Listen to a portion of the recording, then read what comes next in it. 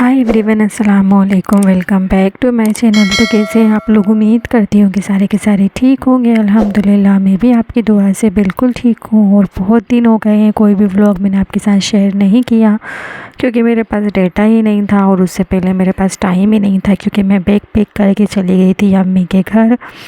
ज़्यादा क्लिप तो मैंने नहीं बनाई थी, ना ही मैंने रास्ते की कोई क्लिप बनाई थी, ना ही मैंने कुछ भी शूट किया था घर जाके। बस थोड़ा बहुत ही जो मेरा व्लॉग था वही आपके साथ शेयर कर रही हूँ।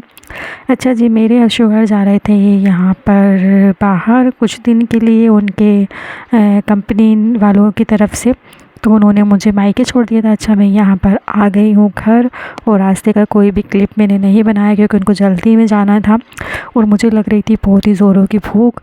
घर आते ही तो मैंने अम्मी से बोला कि मुझे समोसे ला दें, तो अम्मी यहाँ पे गरम गरम समोसे मुझे लाकर दिए थे अम्मी ने।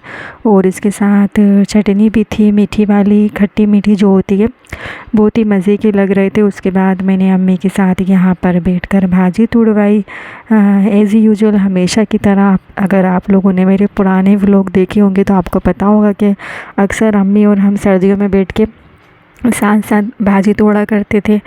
तो बस यहीं पे मैं अम्मी के साथ भाजी तुड़वा रही हूँ और कुछ गपशप भी हमारी हो रही है साथ साथ। और अम्मी मुझसे ये बोल रही थी कि शाम को मुझे थोड़े से कपड़े दिलाने ले चलना, मैं तुम्हारा इंतज़ार ही कर रही थी, मुझे लेना नहीं आते। और मेरे घर में पहनने के जो कपड़े हैं ना, मैंने पहन के इतने कोई पुराने कर दिए हैं कि अब उनका पहनने का दिल नहीं होता। और रमज़ान भी आने वाले हैं और अम्मी बहुत ही ज़्यादा सादा सिंपल कपड़े पहनती हैं, जो सिंथेटिक वगैरह के सूट आते हैं ना। मैं उनसे अक्सर बोला करती हूँ कि कॉटन के कपड़े पहना करो, लेकिन वो बोलती है कि कॉटन के कपड़ों का रंग जल्दी फेड हो जाता है, और जो सिंथेटिक होता है ना उसको मैं जितना चाहे घिस डालूँ मज़ीद उनका रंग जो है वो फीका होता ही नहीं है। तो बस उनको वही पसंद आते हैं जो सिंथेटिक के कपड़े होते हैं ना, फ्लावर्स वगैरह उन पे ऑलरेडी बने हुए होते हैं। अच्छा, मैं आपके साथ एक बात शेयर कर दूँ आज के इस्तग़फ़ार के इतने ढेर सारे फ़ायदे हैं ना, अगर आप पढ़ेंगे ना तो सबसे पहली चीज़ कि आपको दिल से इतना ज़्यादा सुकून मिलेगा, इतना ज़्यादा सुकून मिलेगा कि आप सोच भी नहीं सकते। मतलब अगर आपको कोई टेंशन है, अगर आप इस्तग़फ़ार पढ़ते हैं दिन भर, तो आपको मतलब बहुत ज़्यादा आपकी रूह को, आपके दिल को, आपके दिमाग को तरोताज़ा कर देगा इस्तग़फ़ार। आपको बहुत ज़्यादा सुकून मिलेगा इस्तग़फ़ार पढ़ के। एक बार पढ़ के ज़रूर देखिए। कुछ भी काम कर रहे हैं आप, सालन बना रहे हैं, रोटी बना रहे हैं, साफ़ सफाई कर रहे हैं, अपने शौहर का कोई काम कर रहे हैं, अपना कोई काम कर रहे हैं, कोई भी आपको दिक्कत है, कोई भी आपको परेशानी है, कोई भी तकलीफ़ है, कोई भी बीमारी, आप एक बार मेरे कहने से ज़रूर करके देखें। इस्तग़फ़ार की जो फ़ज़ीलत है ना, बहुत ज़्यादा है, बहुत ज़्यादा। इसके हैरत अंगेज़ जो है वो फ़वाइद हैं, बहुत सारे इसके फ़ायदे हैं, रूहानी जिस्मानी हर तरीके से जो है आपको फ़्रेश करता है इस्तग़फ़ार। इस्तग़फ़ार पढ़ेंगे ना, और आपके माइंड में कोई टेंशन चल रही है ना, अगर आप दिल से पढ़ेंगे ना, एक बस कुछ भी काम कर रहे हैं आप पढ़ते रहिए। और अगर फ्री टाइम में है आप तो तस्बीह लेकर बैठ जाइए और काउंट करिए। इससे क्या होगा, आपको पता भी चलेगा आपने कितनी बार पढ़ा है। काउंट करने से वैसे कुछ होता तो नहीं है, बस यही होता है, पता चल जाता है हमें कि कितनी बार हमने पढ़ा है।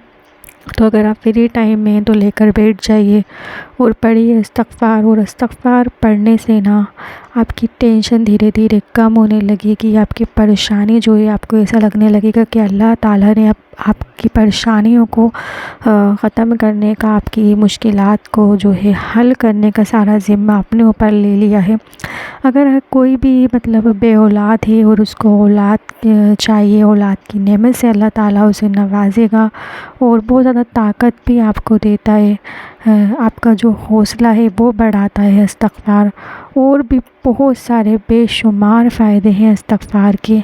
और इस्तग़फ़ार अगर आप पढ़ते हैं ना तो आपका डिप्रेशन भी ख़त्म होता है इस्तग़फ़ार से। मतलब यूँ कह लीजिए कि हर मर्ज़ की ना एक दवा है, कोई भी मर्ज़ हो आपका, उसकी एक ही दवा है इस्तग़फ़ार।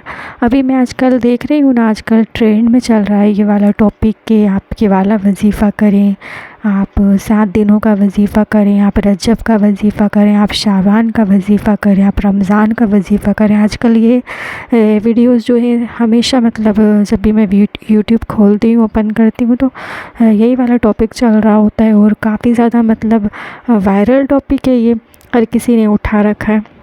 तो मैंने सोचा क्यों ना मैं भी इस पे कुछ आप लोगों से मुख्तसर सी गुफ्तगू करूं कि किसी चीज़ में उलझने से बेहतर है, क्योंकि पूरा के पूरा कुरान ही अल्हम्दुलिल्लाह, पूरा के पूरा कुरान पाक ही अल्हम्दुलिल्लाह शिफ़ा है। पूरा के पूरा कुरान पाक ही पढ़ना जो है आपके लिए रहमत है, आपके लिए बरकत है, आपके लिए बीमारियों से जो है निजात का सबब है। तो इसमें से कोई एक चीज़ निकाल के और उसका वजीफ़ा करना मुझे नहीं लगता कि सही है।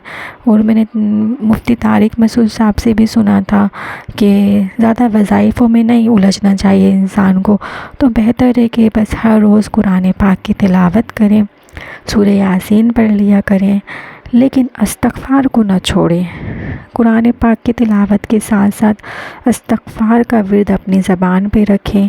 कोई वजीफ़ा 7 दिन का, 8 दिन का, 10 दिन का करने से बेहतर है कि डेली रूटीन में जो है अपने इस्तग़फ़ार को शामिल कर लें।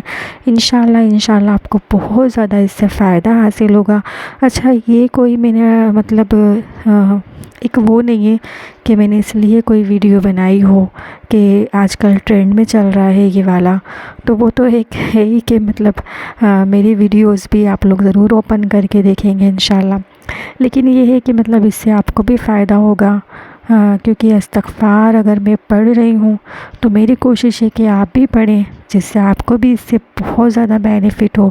और मुझे लगता है कि इधर उधर की फालतू फिजूल की बातें अपनी वीडियो में करने से बेहतर है कि मैं कोई अच्छा सा टॉपिक उठा लूँ और उस पर बात करूँ, जिससे आपको भी फ़ायदा हो, मुझे भी फ़ायदा हो, और हमारी जो गुफ्तगू है वीडियो के थ्रू वो भी मुकम्मल हो जाए। क्योंकि वॉइस ओवर करना भी इतना आसान नहीं होता, समझ में नहीं आ रहा होता बाज़ दफ़ा कि अब क्या बोलें। तो कोशिश कीजिएगा कि अपने रूटीन के साथ साथ अपने इस्तग़फ़ार को भी जो है शामिल करें। और अल्लाह ताला का ज़िक्र जो है वो दिलों की दवा है, और अल्लाह के ज़िक्र से दिलों को सुकून मिलता है, तो बहुत ज़्यादा सुकून मिलेगा आपको। अच्छा जी, हम लोग मार्केट में पहुंच गए थे और अम्मी को मैंने यहाँ पर बोल दिया था कि आप ये वाला ले लो।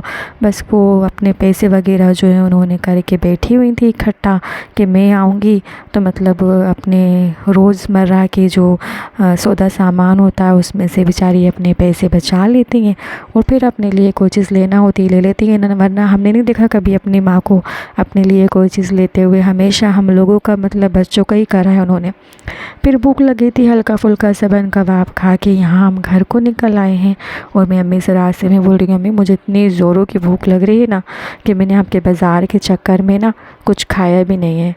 और अम्मी बोल रही हैं अब चलो घर चल के मैं तुम्हें ना गरम गरम रोटी बना के दूँगी, मैं बनाऊँगी तुम खाना। तो ये भी बहुत बड़ी नेमत होती है अल्लाह ताला की। माँ बाप जो होते हैं, बस अल्लाह ताला जो है सबको दीन की और दुनिया की सही समझ अता फ़रमाए। क्योंकि बाज़ दफ़ा ना हमें सुकून नहीं मिल रहा होता रिश्तों से, सुकून की तलाश में हम जो रहते हैं ना, बस वो एक दिल खाली खाली सा लगता है।